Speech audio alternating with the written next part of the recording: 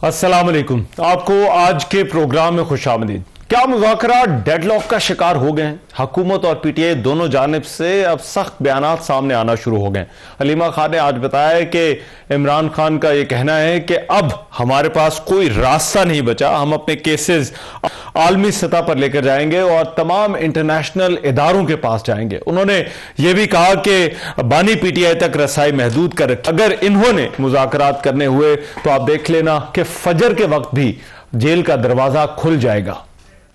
उन्होंने कहा कि हम गए हाई कोर्ट में ह्यूमन राइट्स की पिटीशन लेकर, फिर आमिर फारूक के सामने पिटीशन लगी, उसके बाद काजी फाइज ईसा सुप्रीम कोर्ट में उसके पिटीशन लगाई, फिर कॉन्स्टिट्यूशनल कोर्ट के आगे गए। लेकिन इस वक्त कोई हमारी अदालत ये केस ये पिटीशन सुनने को तैयार नहीं है। इसलिए इमरान खान ने कहा है कि हमारे पास अब कोई रास्ता नहीं है पाकिस्तान में, अब हम अपने ह्यूमन राइट्स केस को लेकर जाएंगे इंटरनेशनल, क्योंकि पाकिस्तान सिग्नेटरी है ह्यूमन राइट्स के जो कन्वेंशन है उनका भी, पाकिस्तान कॉमनवेल्थ का भी सिग्नेटरी है।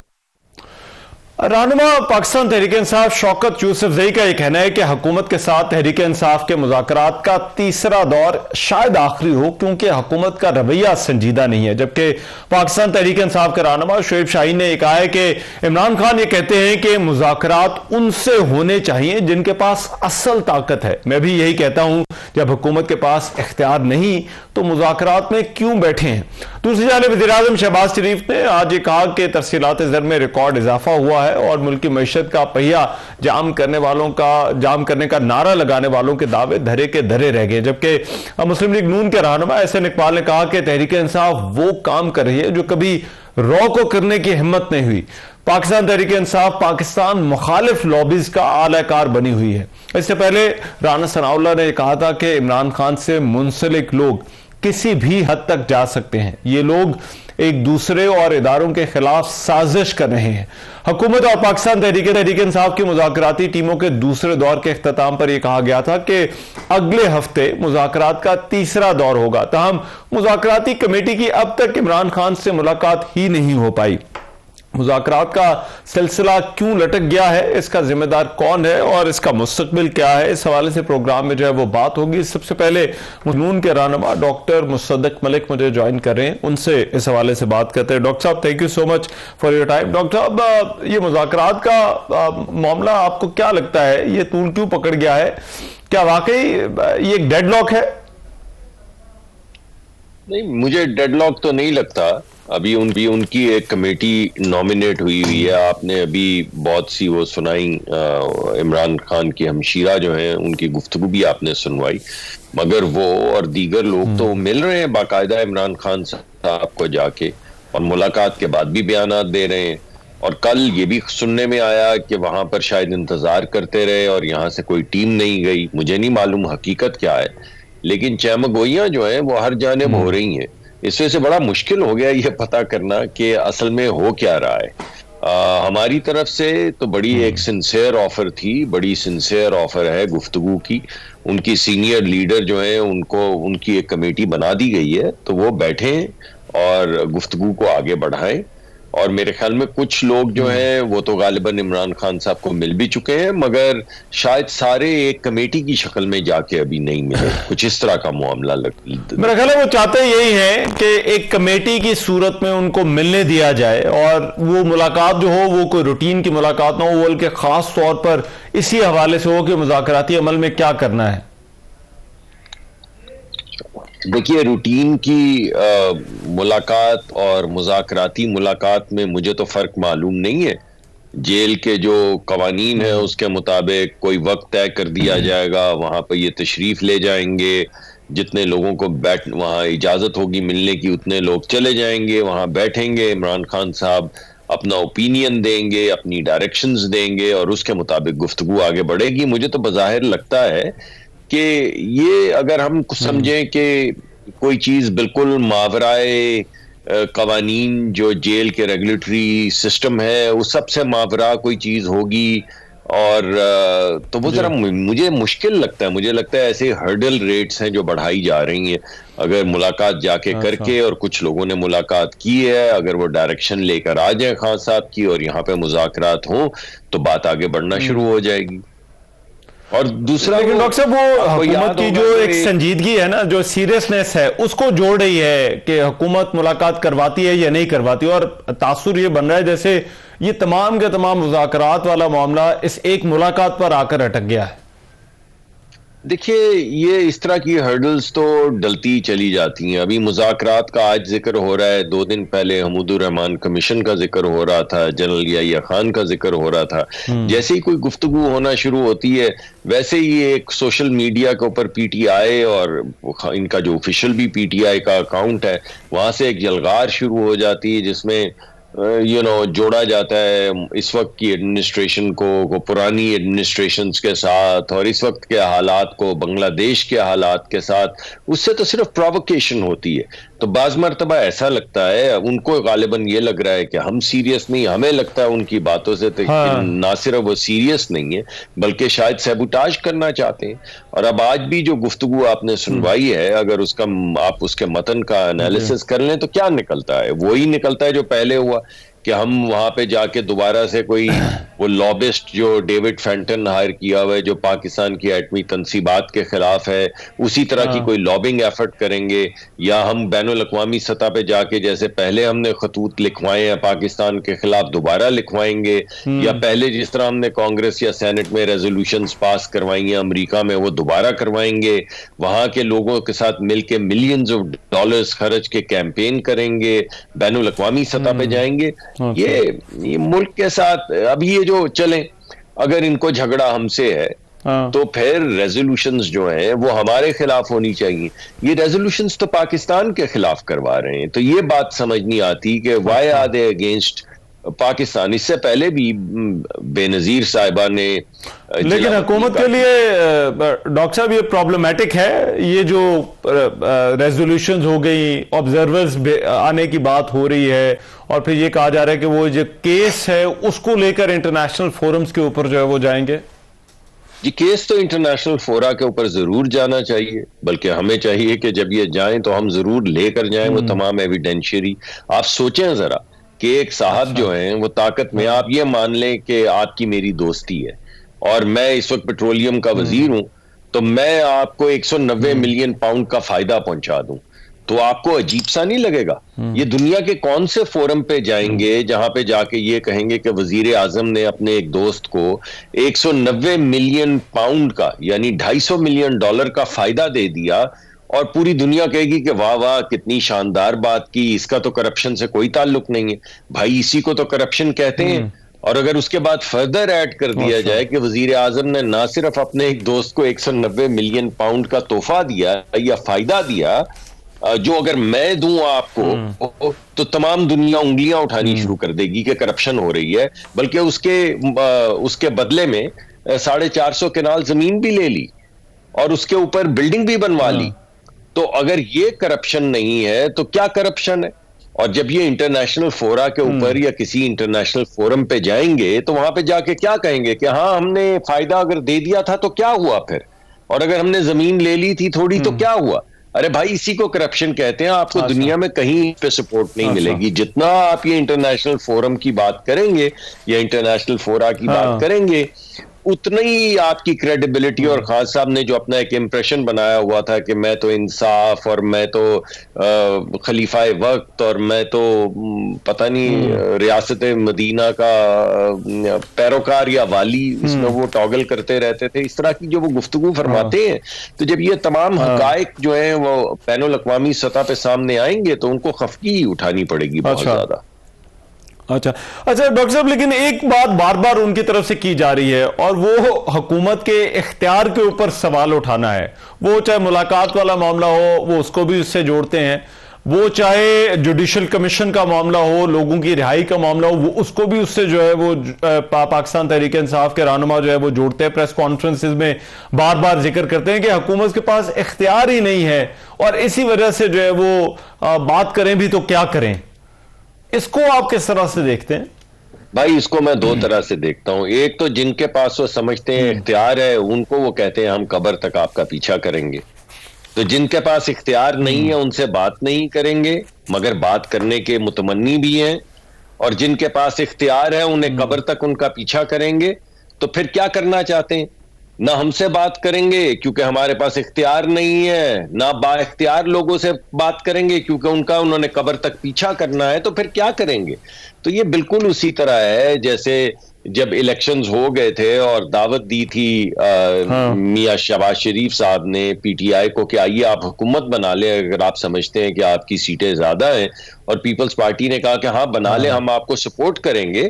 तो उस वक्त उन्होंने कहा नहीं, हम खुद भी नहीं बनाएंगे हुकूमत और आपकी हुकूमत भी नहीं चलने देंगे। यानी ये तो वो बचपन में नहीं होता, आप क्योंकि खास साहब क्रिकेट खेलते रहे तो वहीं से उन्होंने सीखा है। कुछ बच्चे होते हैं ना जो बारी लेके विकेटें उठा के भाग जाते हैं, तो ये तो खास साहब की तबीयत में लगता है कोई ऐसी वो है, वो बचपना है कि वो बस अपनी बारी लेने के बाद जब बारी खत्म हुई तो अब चाहते हैं कि विकेटें उठा के भाग जाएं, ना वो खेलें और ना कोई और खेल सके, ना वो हुकूमत बनाए ना कोई और हुकूमत बना सके, ना वो मुज़ाकरात हमसे करेंगे ना उनसे करेंगे जिनके पास ताकत है। हमसे इसलिए नहीं करेंगे कि हमारे पास वो समझते हैं ताकत नहीं है, उनसे इस वजह से नहीं करेंगे कि उनका कब्र तक उन्हें पीछा करना है।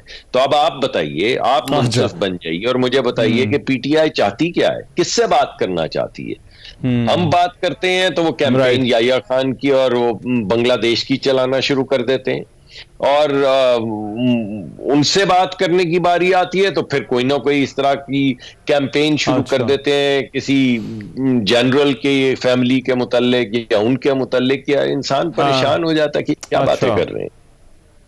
अच्छा, लेकिन लास्टली डॉक्टर साहब, प्रोस्पेक्ट्स में से आपको, मैं ये नहीं कि ज़ाहिर बात है हुकूमत की कोई राय है या मुज़ाकराती कमेटी की कोई राय हो, लेकिन प्रोस्पेक्ट्स आपको क्या नजर आ रहे हैं इस प्रोसेस के? ये जो बातचीत का जो पूरा प्रोसेस, ये जो पूरी एक पॉलिटिकल एक्सरसाइज हुई है या अभी हो रही है, तो what is your take on this?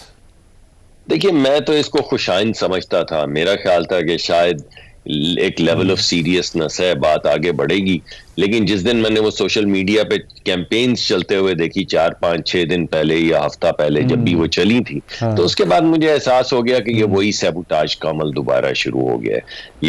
एक तरफ से बात करते हैं वो, दूसरी तरफ से वो कैंपेन चलाते हैं, तो आपको समझ नहीं आती कि बात करना चाहते हैं, कैंपेन चलाना चाहते हैं, कुछ समझ नहीं आती।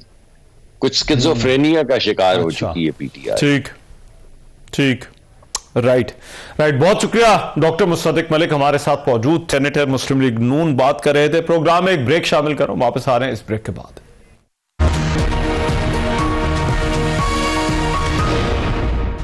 Welcome back after the break. मुज़ाकरात वाला मामला क्या वाकई किसी डेडलॉक का शिकार हो चुका है, और यह हुकूमत और तहरीक इंसाफ के दरमियान जो बातचीत के दौर चले थे, ये आगे क्यों नहीं बढ़े? शेख वकास अकरम इस वक्त मेरे साथ मौजूद है, पाकिस्तान तहरीक इंसाफ के सीनियर रहनुमा है, मरकजी सेक्रेटरी इत्तलात है, उनसे इस हवाले से बात करते हैं। शेख साहब, थैंक यू सो मच, बहुत शुक्रिया आपके वक्त का। शेख साहब, सबसे पहले तो बताइए, मुज़ाकरात का अमल आपके ख्याल में ये कैसा चल रहा है? क्या कहीं ऐसा तो नहीं ये डेडलॉक का शिकार हो गया है पूरा प्रोसेस? सर देखिए, ऐसे ही महसूस हो रहा था जिस वक्त उन्होंने कहा कि आप हमें इन राइटिंग दें, ये इख्तियार का नहीं इकरार का मामला है, आप 2 दफा में कह चुके हैं कि आप हमें राइटिंग देंगे। हम इस बात पे मज़िद थे और हैं कि आप हमें इमरान खान साहब तक एक्सेस दें, हम उनसे मुलाकात करना चाहते हैं, उनसे कुछ गाइडेंस लेना चाहते हैं। हमें लिख के देने में कोई एतराज नहीं, मगर मुनासिब है कि आप हमें, क्योंकि आपने भी इकरार किया था, आप हमें कह के गए थे कि आप हमारी खान साहब से मुलाकात करवाएंगे, तो आप करवाएं ताकि हम उनसे मशवरा करके जो भी लिख के देना है वो हम लिख देंगे आपको, कोई ऐसी बात नहीं। तो वो जब उस पर कोई मुस्बत जवाब नहीं आया और जब उन्होंने कोई इधर उधर की मतलब गुफ्तगू आने शुरू हो गई, जो फैसिलिटेट कर रहे थे या सादिक साहब वो मुल्क से बाहर थे, उनके ऑफिस से कोई बात नहीं हुई हमारे मुज़ाकराती टीम के मेंबरान की, और हमने फिर कह दिया कि भाई ठीक है, अगर मुलाकात नहीं होगी तो हम लिख के नहीं देंगे। उधर से उन्होंने कह दिया जी लिख के नहीं देंगे। तो मगर उसमें तो वो एक डेडलॉक सा क्रिएट हो गया, एक तातुल जो है नजर आ गया। मगर उसमें इमरान खान साहब ने, हम तो बड़े सख्त स्टांस लेके बात बैठे थे, खान साहब ने फिर कहा कि नहीं, आप लिख के दे दें, इससे कोई फर्क नहीं पड़ता, आप लिख के दे दें। मगर साथ ये भी कह दिया कि जो हम लिख के देंगे वो तो हम तीसरी नशिस्त के दौरान लिख के देंगे, मगर अगर तीसरी नशिस्त में ये नहीं फॉर्म करते judicial commission regarding 9 May and 26 November, तो फिर चौथी नशिस्त नहीं होगी, फिर मुज़ाकरात डेडलॉक क्या, फिर मतलब फिर तो चीजें खराब हो जाएंगी। तो वो जो तातुल था वो तो उसमें पाकिस्तान तहरीक इंसाफ ने पहल करके वो डेडलॉक खत्म कर दिया। हम अभी भी कह रहे हैं कि मुलाकात तो करा चलो। अब वो अभी जुमेरात को दिन था मुलाकातों का, मुलाकातें पिछले 3 महीने से नहीं करवा रहे हैं। हमने बाकायदा तौर पर लिस्ट दी है। लिस्ट देने के बाद मुज़ाकराती टीम के मेंबरान की लिस्ट दी है उसने जुमेरात को। जेल हुकाम ने कोई उसके ऊपर अप्रूवल नहीं दी, नहीं किसी को आने दिया, नहीं मिलने दिया। और ऊपर से जी कोई मिलने कोई नहीं आया। तरीकेकार ये है जो हाईकोर्ट की तरफ से तय हुआ है, खान साहब की मुशावरत से एक लिस्ट तैयार होती है, वो इनको एक रात पहले दी जाती है, ये उस पर अप्रूवल करते हैं क्योंकि अपने जो ना बंदे पसंद नहीं करते विचू फिर नहीं मिलन देते ना, कर लेते, उसके बाद वो होता है। तो वो बाजार जो एक डेडलॉक था मेरे देखने में तो खत्म हुआ है। अब ये चीजों को चलाए, किसी ने शिस्त रखें और उसमें बनाए जुडिशल कमीशन।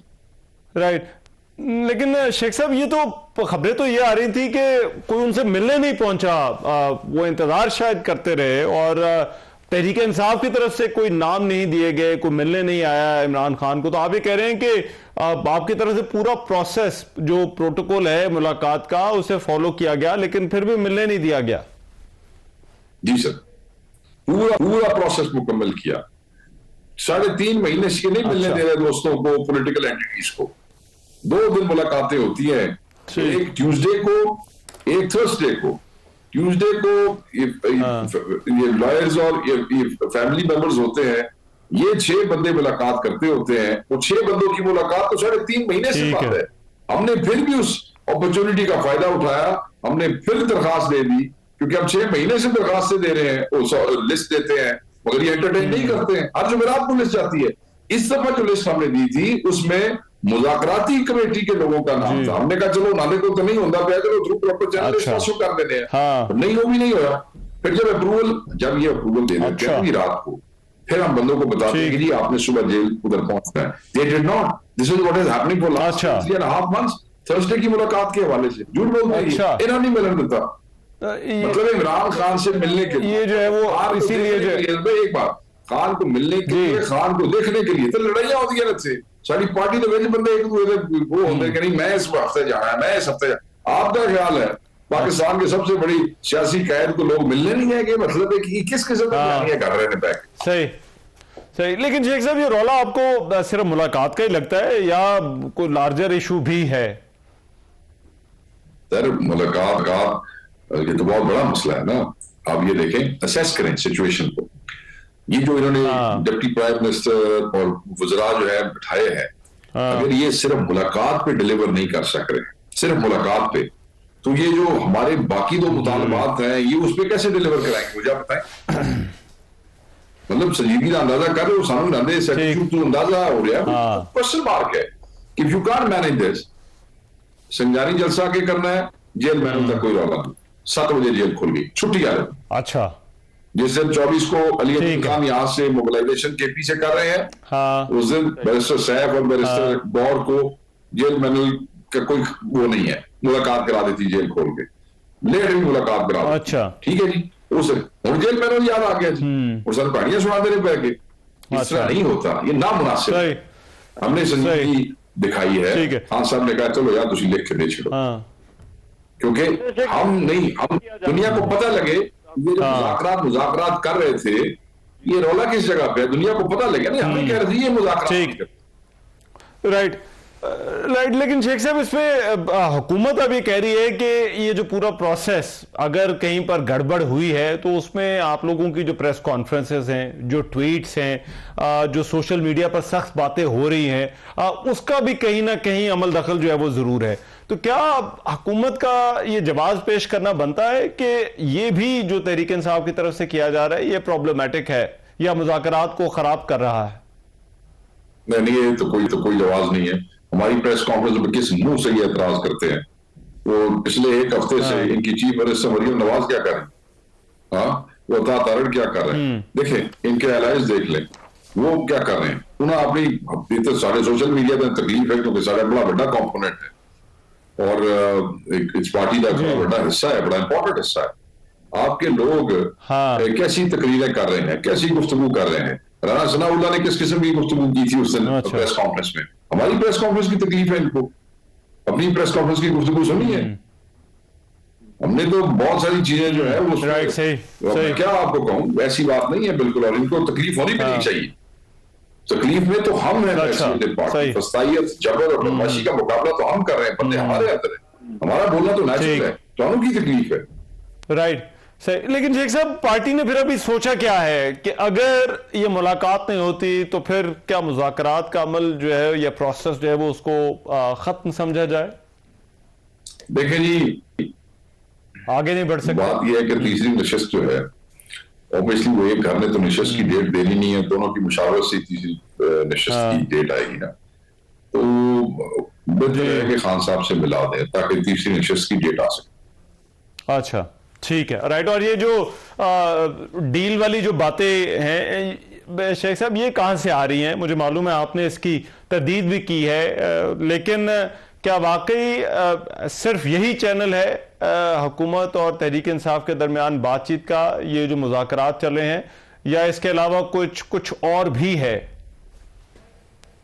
ये सिर्फ पार्टी को अंडरमाइन करना चाहते हैं, मुनज़्ज़म प्रोपेगेंडा कर रहे हैं। अच्छा। और ये लोग आप करवा रहे हैं, इसका कोई फायदा कोई नहीं है, कोई और मुज़ाकरात नहीं है, यही मुज़ाकराती कमेटी है, यही मुज़ाकरात कर रही है। बुशरा बीबी के हवाले से ये बार बार इस किस्म की बात करते हैं, हम बिल्कुल उसको रद्द करते हैं, मुस्तरद करते हैं। ऐसी कोई बात, जो कुछ है, जो बिलवास्ता जो ऑफर्स के हवाले से चीजें निकली, उस पर खान साहब कह चुके हैं कि बिलवास्ता वो ऑफर्स आएंगे, वो रिजेक्ट कर चुके हैं। असि वो बैक डोर पे केड़ी गल करनी, ठीक है, अच्छा, जो करनी है अच्छी करनी है, सीधी करनी है। तुसी अगर बैक डोर पे कोई पैगाम भेजोगे तो खान तुसी सुन नहीं लिया, वो भी कर देगा, कर चले आना मीडिया का, तो वो भी हमें शुक्र है आपके साथ शेयर करेंगे। So there is no back door. ठीक, ये चाहते ये है कि उस किस्म की बात करें ताकि पार्टी लीडरशिप जो है या पार्टी जिम्मेदारान कह लें, खसूसन जिनके जिम्मे ये लगाया गया है, मुज़ाकराती कमेटी अंडरमाइन हो, जिम्मेदारान अंडरमाइन हो, वो कहने नादे पल्ले की है, गलता से पीछे हो रही है, नादे गल करने का फायदा की, उससे ऑब्वियसली लोग स्लैग हो जाएंगे, लोग एटीट्यूड चेंज हो जाएगा, और फिर सारा जो गंद है अगर वो नहीं होता तो इस तरफ, तो बेसिकली ये वो करने की कोशिश है, मगर ऐसे नहीं होगा। खान साहब ने भी आज डयाला से वाज़ेह तौर पे कह दिया है, ठीक है, कमेटी है, इस वाली गल होनी है, राइट। तो यही कमेटी है, वही जो है वो बातचीत करे। लास्टली आप सर, क्योंकि मरकजी सेक्रेटरी इतलात है, इसलिए आपसे पूछना बनता है, ये सेक्रेटरी जनरल सलमान अकरम राजा साहब का शेर अफजल मरवत के साथ ये जो मामला चल रहा है, ये जाहिर बात है पब्लिक में हो रही हैं बातें, सर ये क्यों हो रही हैं, और ये क्या हैसियत है राजा साहब की, और फिर पार्टी इस मामले पर जो है वो इसको किस तरह से देखती है?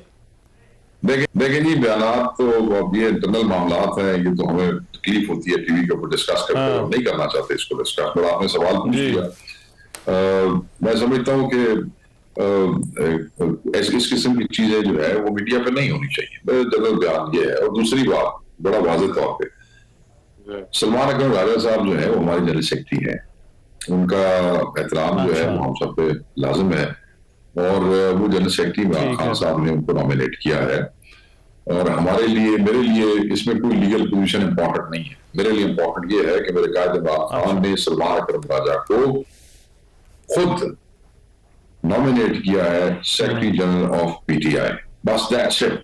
मेरे लिए और कुछ मैटर ही नहीं करता है। मतलब अगर आप ये समझते हैं कल तो this is what it is. बाकी ये बड़ी बड़ी पार्टियों में छोटे छोटे काम होते रहते हैं, तो कुछ ये क्यों टाइम में तो जाया करते हो, चाहते हैं काम दी गल। राइट, ठीक है, बहुत शुक्रिया। शेख वकास अकरम साहब हमारे साथ मौजूद है, पाकिस्तान तहरीक इंसाफ के रहनुमा। बात कर रहे थे कहा मामला सुप्रीम कोर्ट में फौजी अदालतों का है। केस की समाअत के दौरान आज भी मुअज़्ज़िज़ जजेस की जानिब से अहम रिमार्क्स सामने हैं। जस्टिस अमीनुद्दीन खान की सरबराही में 7 रुकनी आईनी बेंच जो है उसने आज भी इस केस की समाअत की, और इस मौके पर जस्टिस जमाल खान मंदोखेल ने कहा कि मिलिट्री कोर्ट्स में ट्रायल के तरीकाकार पर मुतमईन करें। जस्टिस मुसर्रत अलाली ने रिमार्क्स किए कि जो ऑफिसर ट्रायल चलाता है कोर्ट में वो खुद फैसला नहीं सुनाता, ट्रायल चलाने वाला अफसर दूसरे अफसर को केस भेजता है, वो फैसला सुनाता है। जिस ऑफिसर ने ट्रायल सुना ही नहीं वो कैसे फैसला देता होगा। जस्टिस जमाल खान मंदोखेल ने कहा कि मुझे 34 साल इस शोबे में हो गए लेकिन फिर भी खुद को मुकम्मल नहीं समझता। क्या उस आर्मी ऑफिसर को इतना तजर्बा और अबूर होता है कि सजाए मौत तक सुना दी जाए? वकील ख्वाजा हारिस ने जवाब दिया कि मिलिट्री ट्रायल के तरीकाकार को दलाइल के दूसरे हिस्से में मुकम्मल बयान करूंगा। जस्टिस जमाल खान मंदोखेल ने रिमार्क्स किए कि आर्मी एक्ट का इतलाक सिर्फ फौज पर होता है। फौजी अफसरान को बुनियादी हकूक और इंसाफ मिलता है या नहीं, हम सबको मद्देनजर रखेंगे। इस मौके पर जस्टिस मुसर्रत हिलाली ने सवाल उठाया कि इस नुक्ते की भी वजाहत करें कि फौजी अदालत में फैसला कौन लिखता है। मेरी मालूमात के मुताबिक केस कोई और सुनता है और सजा जजा का फैसला कमांडिंग अफसर करता है। जिसने मुकदमा सुना ही नहीं वो सजा जजा का फैसला कैसे कर सकता है। अब इस अवसर पर वकील वजारत दिफा ने कहा कि फैसला लिखने के लिए जैक ब्रांच की मुआवनत हासिल होती है। जस्टिस मुसर्रत हिलाली ने कहा कि ख्वाजा साहब, आपने कोई मिसाल दी थी कि अमेरिका में भी फौजी ट्रायल हुए, अगर किसी और मुल्क में ऐसा ट्रायल होता है तो जज कौन होता है। जस्टिस मोहम्मद अली मजहर ने कहा कि पूरी दुनिया में कोर्ट मार्शल में ऑफिसर ही बैठते हैं। वकील ख्वाजा हारिस ने जवाब दिया कि कोर्ट मार्शल में बैठने वाले अफसरान को ट्रायल का तजुर्बा हासिल होता है। जस्टिस मोहम्मद अली मजहर ने कहा कि जज साहिबा पूछ रही हैं कि क्या इन अफसरान की कानूनी काबिलियत भी होती है या नहीं। जस्टिस मुसर्रत हिलाली ने रिमार्क किए कि एक वाक़े के बायस मुल्क में मार्शल लग गया था, लेकिन मार्शल के बाद भी वो ट्रायल फौजी अदालत में नहीं चला। इस पर वकील ख्वाजा हारिस ने बताया कि हाई जैकिंग आर्मी एक्ट में दर्ज जुर्म नहीं, इसलिए वो ट्रायल फौजी अदालत में नहीं चल सकता था। समाअत के दौरान additional attorney general Aamir Rahman ने कहा कि 9 मई वाकयात में कुल मुल्जिमान 5000 के करीब थे, जिनमें से 105 मुल्जिमान को फौजी अदालतों में ले जाया गया। उनकी जाए वक़ुआ पर मौजूदगी के ठोस शवाहिद है। वकील ख्वाजा हारिस ने कहा कि आर्मी एक्ट सिर्फ उन अफराद पर लागू होता है जो ऑफिशियल सीक्रेट एक्ट की खिलाफ वर्जी के मुर्तकब हुए हों। हर दहशतगर्द पर आर्मी एक्ट का इतलाक नहीं होता। जस्टिस मुसर्रत हिलाली ने इस्तफसार किया कि क्या फौजी अदालतों ने ट्रायल उन्हीं FIRs की रोशनी में किया था जो थानों में दर्ज हुई थी। ताज़ीरात पाकिस्तान और ATA के तहत दर्ज मुकदमात पर कार्रवाई फौजी अदालत कैसे कर सकती है। जो 3 FIRs की कॉपीज हमें दी गई हैं उनमें ऑफिशियल सीक्रेट एक्ट की दफात नहीं है। वकील ख्वाजा हारिस ने जस्टिस मुसर्रत हिलाली के इस्तफसार पर कहा कि तफ्तीश के बाद मजीद दफात शामिल की जा सकती हैं। एडिशनल अटॉर्नी जनरल ने भी कहा कि अदालत को सिर्फ 3 मुकदमात पेश किए गए। मजमूई तौर पर 9 मई के 35 FIRs और 5000 मुल्जिमान हैं। फौजी अदालतों में सिर्फ उनमें से 105 अफराद का ट्रायल है जिनकी मौजूदगी साबित थी। इसलिए सुप्रीम कोर्ट के आईनी बेंच ने मिलिट्री कोर्ट्स की अब जो समाअत है वो पीर तक मुलतवी कर दी है। वजारत दिफा के वकील ख्वाजा हारिस जो है वो भी पीर के रोज अपने दलाइल को जारी रखेंगे। प्रोग्राम में भी एक ब्रेक शामिल कर रहा हूं, वापस आ रहे हैं इस ब्रेक के बाद।